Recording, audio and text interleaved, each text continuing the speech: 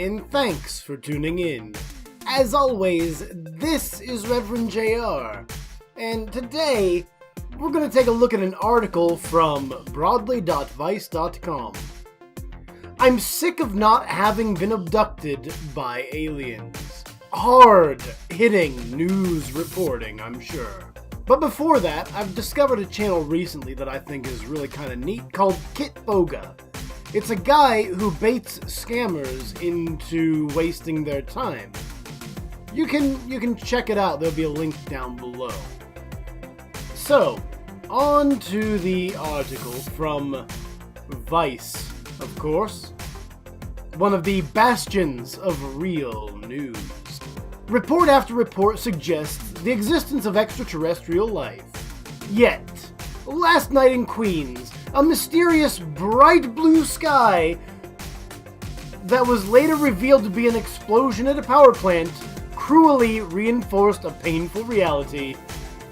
I'm still here on Earth. That's a really weird tone to start your article on when being alive is a cruel reality. I wonder who the editor's advice are. Whatever. One of the most miserable years in modern existence is coming to its end. I don't think it's been terribly miserable at all. We got pretty good gas prices. Unemployment's down. Our border is becoming more secure by the day. But then again, if you think life is pain, I guess things that make it pleasant might not be in your best interest, because that would lead to an end of the suffering. And the only good sign of hope came on Thursday night in New York City, when the sky illuminated in blue strobes, as if aliens had finally fucking come to save us. If you think the only ray of hope for your life is that the sky might explode and take you with it, you might need mental help. Speaking of which, if you are feeling suicidal, do be sure to call your local suicide prevention hotline in your country. If you Google suicide prevention, it will come up as the first result. One man reportedly drew his samurai sword to defend against the aliens. Which, if they had been aliens, it wouldn't have been much of a story. Officially, the blue lights were caused by the explosion of a transformer at a Con Edison facility in Queens. But try telling the internet that, as though the internet at large is the one responsible for all things trustworthy. As Time reported, there have been 18 UFO sightings in New York in the last 2 months. And despite the terrestrial explanation for this event, people just don't want to believe it wasn't intergalactic intervention. Yes, I'm Ziltoid! I'm here to take your coffee! Why would they? Life on Earth is becoming increasingly more stupid every day. From the trivial, like sartorial obsessions over bangs and mid-rise jeans. They're calling obsessions over those kind of things sartorial, when Broadly is a section of Vice dedicated specifically to things like women's fashion. But okay. To the critical, like the irreversible decimation of our climate, we're not decimating the climate, we're just changing it to something that's not favorable for us. Oh man, Rick! We tried to warn the past generations about it, but, we weren't here in time. Sorry. I'm not Morty. I can't just go back in time and fix it. But we could try to work together to fix it, instead of believing that some force from outer space will come and save us and take us away. Because we actually do live here. But pragmatism is not the scope of the internet, I guess. And the United States has declined into total madness. Bad things have been happening since I was a kid, so it's not just the Trump administration of the past year. It just so happens you thought an alien was coming this year.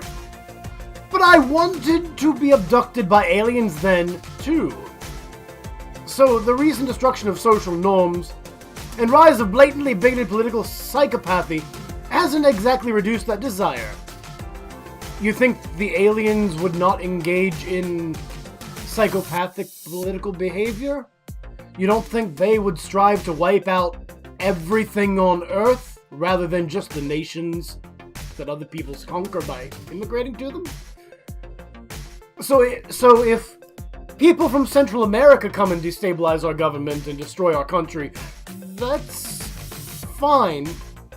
But if that doesn't happen, then you want our country destroyed by aliens. But the country is the person who has the problem.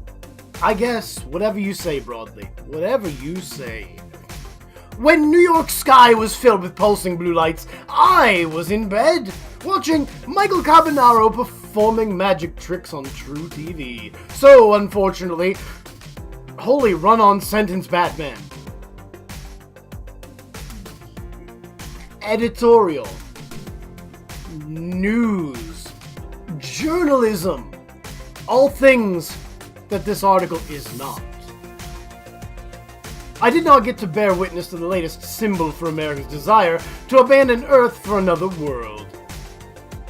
That's not America's desire, that's the author's desire. Being projected on the entire, country, world, I guess? Princess Bataria might agree with you, but again, you'd be dead at the same time as well. So anyway, that's enough fun for that article right now. Let's move into another one. Let's go over to bustle.com. Florida isn't weird.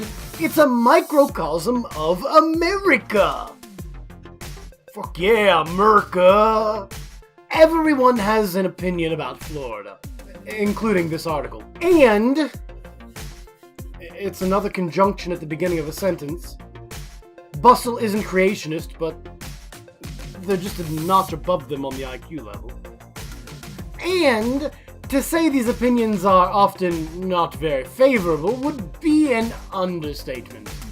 I mean, yeah, Florida is comprised mainly of the very old permanent residents who live there and the very young residents who are temporarily there on spring break, and then a kind of average population in between.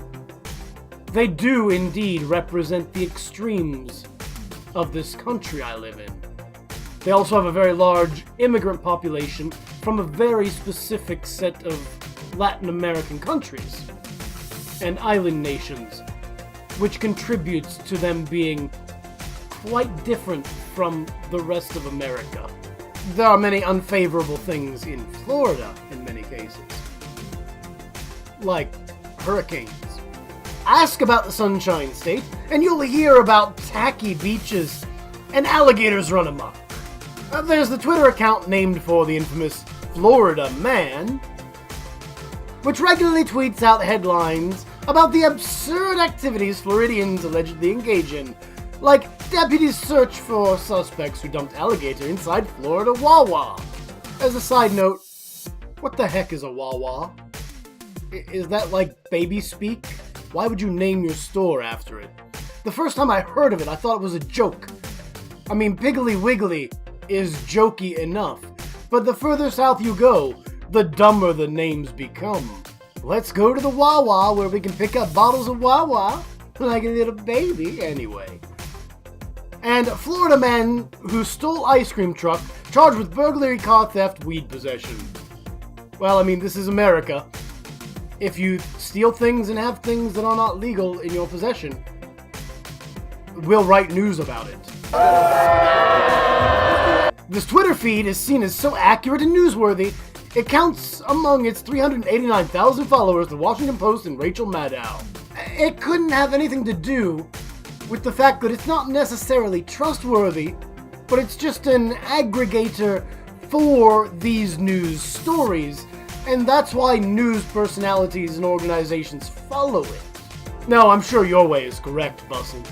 You're the highlight of news. In 2017, Thrillist ranked Florida the worst state in the nation. And in many ways it is. I live in Ohio. We ain't got taken out by a hurricane yet.